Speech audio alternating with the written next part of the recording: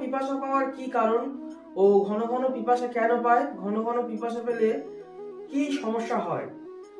প্রথমত কথা, কোনো মানুষের উপরে যদি কোনো দৃষ্টি থাকে, কোনো দৃষ্টি, কোনো প্রেত, কোনো আত্মা, সে যদি, কোনো মানুষ যদি অপঘাতে মরে যায়, তো গলায় দড়ি দিয়ে কোনো মানুষ যদি মরে, বা কোনো মানুষ বিষ খেয়ে, বা কোনো মানুষ শ্বাসকষ্টে, কোনো মানুষ মরার সময় জল না পেয়ে যদি মরে, সেই ক্ষেত্রে তাদের কি হয়, তারা যদি কোনো মানুষের উপরে দৃষ্টি দিয়ে থাকে, সেই মানুষের কিন্তু ঘন ঘন পিপাসা পায়।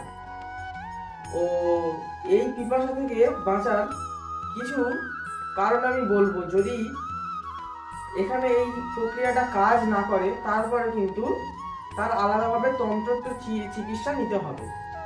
প্রথমত কথা, যেসব মানুষের ঘন ঘন পিপাসা পায় তাদের ক্ষেত্রে দেখতে হবে সেটা যদি অটোমেটিক হয়, বিনা কারণে শরীরে অটোমেটিক যে মানুষের রোগ ব্যাধি হয়, সেই ক্ষেত্রে যদি হয়ে থাকে, তাহলে কিন্তু তার, আপনি কিন্তু একটা জলের বোতল নেবেন, 500 হোক বা 1 লিটার হোক, 500 গ্রামের জলের বোতলে আপনি 5 গ্রাম মতো মেথি, 5 গ্রাম মতো মৌরি নিয়ে যদি জলে ভিজিয়ে রেখে সেই জলটি যদি কয়েকটা দিন খান, বা এমনি যদি সকালবেলা যেদিন হয়তো খুব ঘন ঘন পিপাসা পাচ্ছে, সে কিছুক্ষণের জন্য হয়তো ভিজিয়ে দিলেন, দিয়ে সেটা হয়তো আপনি খাচ্ছেন, খেতে খেতে কি হবে, এই ক্ষেত্রে পিপাসাটা মিটে যায় অনেক ক্ষেত্রে।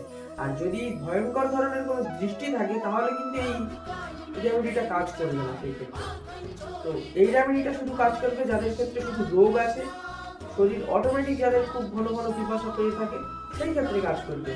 আর যদি কোনো মানুষের উপরে দৃষ্টি থেকে থাকে, বা ক্ষতি খারাপ করে থাকে, বা কোনো অশারীরিক আত্মা যায় গলায় দড়ি দিয়ে বিষ খেয়ে অপঘাতে মরেছে, মরার সময় জল পায়নি, শরীর জ্বালা যন্ত্রণায় মরেছে খুব, তারা যদি কোনো মানুষের উপরে দৃষ্টি দেয়, সেই ক্ষেত্রে সেই মানুষের জ্বালা যন্ত্রণা বা এই ঘন ঘন জল তৃষ্ণা পাবে, গলা শুকিয়ে আসবে, যত জল খাক না কেন ঘন ঘন ঘন ঘন জল তৃষ্ণা তার পাবে। এই সমস্যাগুলো কিন্তু সেই মানুষের হতে থাকবে। সেই ক্ষেত্রে বুঝে নিতে হবে, এই প্রক্রিয়াটা যদি করে দেখেন তাহলে বুঝতে পারবেন যে শরীরের দৃষ্টি আছে কি নেই। যদি শরীরের দৃষ্টি থাকে তাহলে এই রেমেডি কাজ করবে না, এই যে প্রক্রিয়াটি আমি বললাম। আর যদি শরীরে দৃষ্টি না থাকে তাহলে কিন্তু খুব শীঘ্রই সে একদিনেই ভালো হয়ে যাবে।